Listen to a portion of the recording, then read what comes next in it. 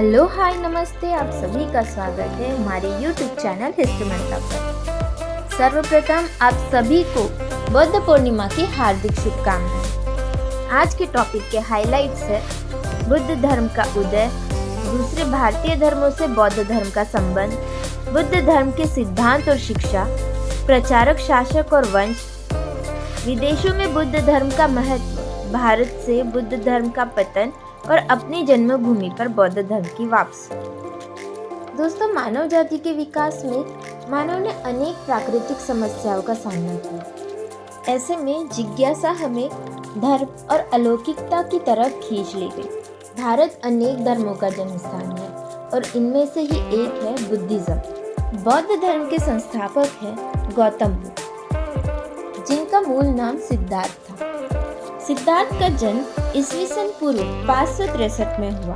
कपिलवस्तु के पास नेपाल लुम्बिनी, जिसे पिपरवाहा के नाम से जाना जाता है। सिद्धार्थ के पिता शुद्धोधन एक शाक्य गणतांत्रिक राज्य के शासक थे और माता महामाया कौशल राज की राजकुमारी। वे गणतांत्रिक राज्य में जन्मे होने के कारण उन्हें समाजवादी विचार विरासत में मिले थे। वे बचपन से ही चिंतनशील स्वभाव के थे और यह उनके पिता की चिंता का सबसे बड़ा कारण था।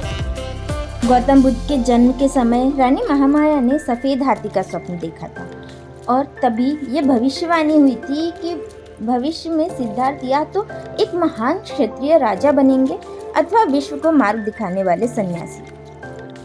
एक कथा अनुसार एक बार सिद्धार्थ ने अपने पिता से महल के बाहर का उनका साम्राज्य देखने की मांग की और राजा शुद्धोधन ने उन्हें राज्य दर्शन की आज्ञा भी दे दी। सभी राजवासियों को ये आदेश पहले ही दे रखा कि कोई दुख तकलीफ राजकुमार सिद्धार्थ को दिखाई न दे, परंतु इस सफर में उन्हें एक वृद्ध व्यक्ति, एक रोगी और एक शव यात्रा दिखती है और वे प्रश्नों से भर जाते हैं। एक दिन अपनी पत्नी यशोधरा और पुत्र राहुल से क्षमा मांगकर वे 28 वर्ष की आयु में गृह त्याग करते हैं। गृह त्याग के बाद वे सर्वप्रथम आलार कलाम के पास योग साधना सीखने गए। वे गृह त्याग के बाद उनके पहले गुरु थे। 6 वर्षों तक साधना के बाद भी ज्ञान की प्राप्ति न होने पर उन्होंने ये जाना कि शरीर को शक्ति दिए बगैर योग साधना पूरी नहीं हो सकती। 7 वर्षों तक भटकने के बाद सुजाता नामक स्त्री के हाथों खीर ग्रहण कर पीपल वृक्ष के नीचे उन्हें ज्ञान का बोध हुआ और वे बुद्ध कहलाए। बौद्ध कथाओं अनुसार सुजाता नाम की स्त्री ने पुत्र प्राप्ति के लिए एक वृक्ष के पास मन्नत मांगी थी और पुत्र प्राप्ति पश्चात वे दूध और चावल की खीर चढ़ावे के लिए लाई। उस वृक्ष के पास सिद्धार्थ ध्यान साधना कर रहे थे। सुजाता ने वृक्ष देवता समझ उन्हें वैशाख पूर्णिमा के दिन खीर अर्पण की। उसी रात्रि खीर ग्रहण कर ध्यान साधना के बाद उन्हें ज्ञान की प्राप्ति हुई। वो वैशाख पूर्णिमा का दिन था। वैशाख पूर्णिमा का महत्व बुद्ध धर्म में इस कारण भी है क्योंकि बुद्ध का जन्म, बुद्ध को ज्ञान प्राप्ति और बुद्ध का निर्वाण यानी मृत्यु तीनों एक ही दिन हुए हैं। गौतम बुद्ध ने अपना प्रथम उपदेश बनारस के पास स्थित सारनाथ में दिया और धर्म प्रचार की यात्रा शुरू की। वे शरीर से बहुत मजबूत थे। वे एक दिन में 20 से 30 किलोमीटर की यात्रा कर लेते थे और सिर्फ वर्षा ऋतु में आराम करते थे, जिसे बौद्ध धर्म में वर्षवास के तौर पर आज भी मनाया जाता है। बुद्ध धर्म के प्रचार में उनके प्रिय शिष्य थे उनके और देवदत्त के भाई आनंद, परंतु बुद्ध के प्रथम 5 शिष्य थे वप्पा, भदिया, महानामा, कौंडिन्य और अस्सागी। ये पांचों गौतम बुद्ध के साथ उनके प्रथम उपदेश सारनाथ में उपस्थित थे। इस घटना को बौद्ध धर्म में धर्म प्रवर्तन के नाम से जाना जाता है। भगवान बुद्ध ने अपना प्रथम उपदेश लोगों की बोलीचाली की भाषा पाली में दिया ताकि लोगों को उसे समझने में आसानी हो। बौद्ध धर्म को दूसरे भारतीय धर्मों से भी जोड़ा जाता रहा है। गौतम बुद्ध और जैन धर्म के संस्थापक महावीर स्वामी समकालीन थे। दोनों ही क्षत्रिय राज परिवार से। बौद्ध धर्म ग्रंथों में गौतम बुद्ध के 27 रूपों का वर्णन है और जैन साहित्य में भी महावीर के 27 जन्मों का वर्णन है। दोनों ने अहिंसा का मार्ग ही दर्शाया। दोनों का जन्म उत्तर पूर्व भारत में ही हुआ है। गौतम बुद्ध को हिंदू धर्म से भी दो तरह से जोड़ा जाता है। वे भगवान विष्णु के 9वें अवतार हैं और श्री राम के वंशज हैं। जर्मन वरिष्ठ स्कॉलर मैकमुलर अनुसार भगवान बुद्ध का जन्म 5000 वर्ष पूर्व हुआ था और गौतम बुद्ध का जन्म 2940 वर्ष पूर्व, अर्थात दोनों के मध्य करीब 2000 वर्षों का अंतर है। यहाँ यह स्पष्ट हो जाता है कि वे दोनों अलग अलग व्यक्ति थे। श्रीमद् भागवत महापुराण और श्री नरसिंह पुराण अनुसार भगवान बुद्ध की माता का नाम अंजना था, पिता का नाम हेमसदन था और गौतम बुद्ध की माता का नाम महामाया तथा पिता का नाम शुद्धोधन। श्री ललित विस्तार ग्रंथ में बताया है संभवतः भगवान बुद्ध और गौतम बुद्ध इन दोनों के ज्ञान प्राप्ति की जगह एक ही है। इस वजह से लोगों ने उन्हें एक व्यक्ति समझा। यदि दूसरे कथन को देखा जाए कि गौतम बुद्ध श्री राम जी के वंशज हैं, पौराणिक कथनों अनुसार बुद्ध इक्ष्वाकु वंश के थे और कालांतर में अयोध्या नगरी से दूर जाने के बाद बुद्ध के पुरखों ने कपिलवस्तु नगरी बसाई थी। सिद्धार्थ के पिता शुद्धोधन कुश के 55वीं पीढ़ी माने जाते हैं, परंतु इस कथन पर एक भी इतिहासकार ज्ञानी ने प्रूवन स्टैंप नहीं लगाया है। बुद्ध एक व्यवहारिक सुधारक थे। उन्होंने खुद को आत्मा और परमात्मा के निरर्थक विवाद से दूर रखा, जो उन दिनों ज्वलंत मुद्दा था, बल्कि वे सांसारिक समस्याओं से जूझते रहे। उन्होंने बताया कि मनुष्यों के दुखों का कारण इच्छा और अपेक्षा है। यदि वो इनसे मुक्त होता है तो जीवन और मृत्यु के चक्र से भी मुक्त हो जाएगा। गौतम बुद्ध ने मानव दुखों के निवारण के लिए अष्टांगिक मार्ग बताया। बुद्ध ने अपने अनुयायियों के लिए पंचशील बताई, आचरण संहिता बताई। हिंसा मत करो, दूसरों की संपत्ति का लालच मत रखो, नशीले पदार्थों का सेवन मत करो, झूठ मत बोलो, यौन दुराचार और व्यभिचार में शामिल मत हो। ये पंचशील मार्ग थे। ईश्वर और आत्मा के अस्तित्व को बौद्ध धर्म नहीं मानता। बौद्ध धर्म को निम्न स्तरीय लोगों का समर्थन हासिल था, क्योंकि यह वर्ण व्यवस्था पर आक्रमण था।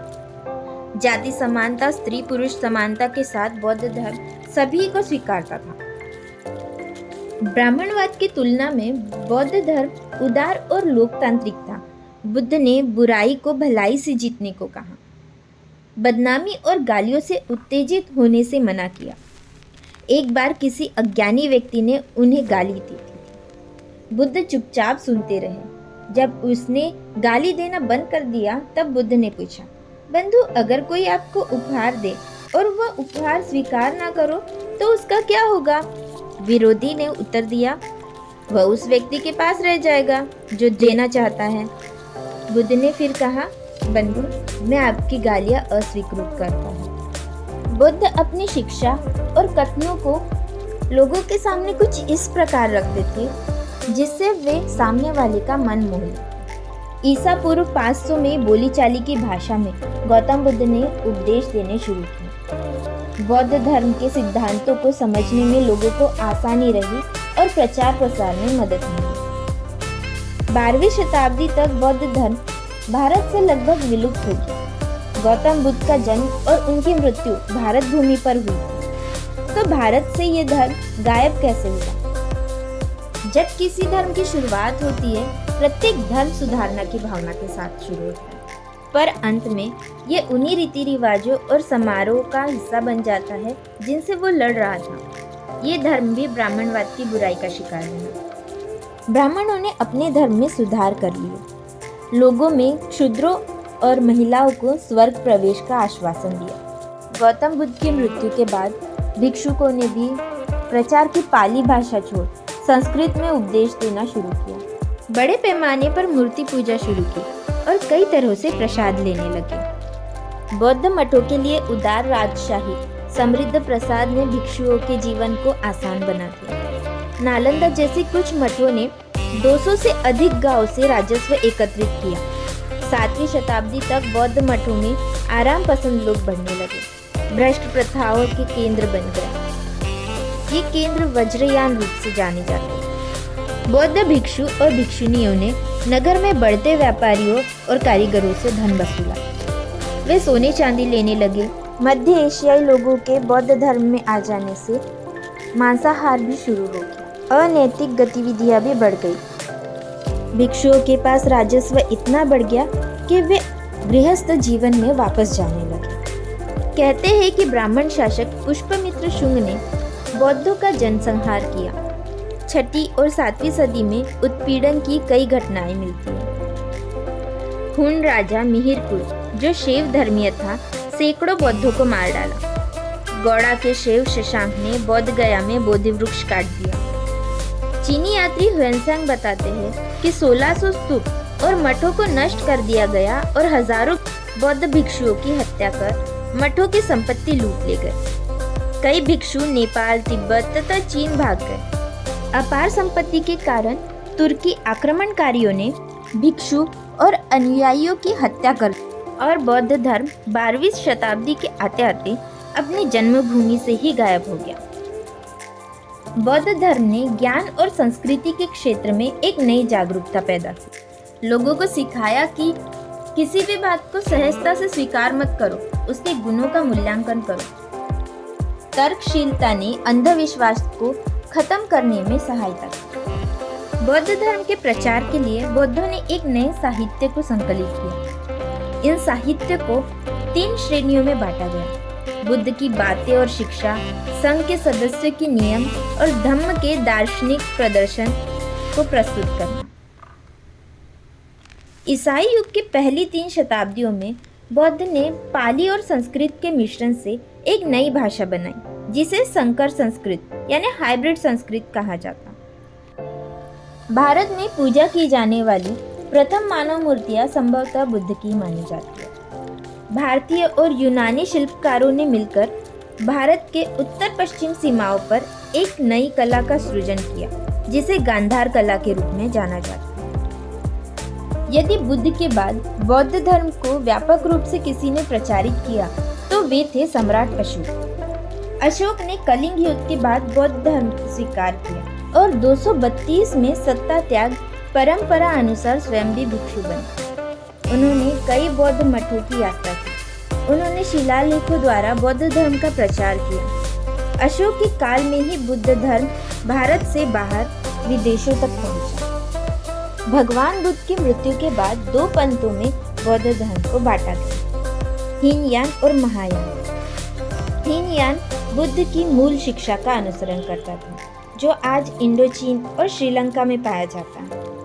महायान मंत्रों में विश्वास रखता था, मूर्ति पूजा करता था। महायान के संस्थापक थे नागार्जुन। चौथी बौद्ध संगति में कुषाण राजा कनिष्क द्वारा महायान संघ की स्थापना की गई। चीन, Korea, Japan, Taiwan, Nepal, Bhutan और मंगोलिया में महायान शाखा पाई जाती है। भारत में अंतिम मौर्य सम्राट बृहदत्त के बाद शैव और वैष्णव राजाओं ने बौद्धों का नरसंहार शुरू किया।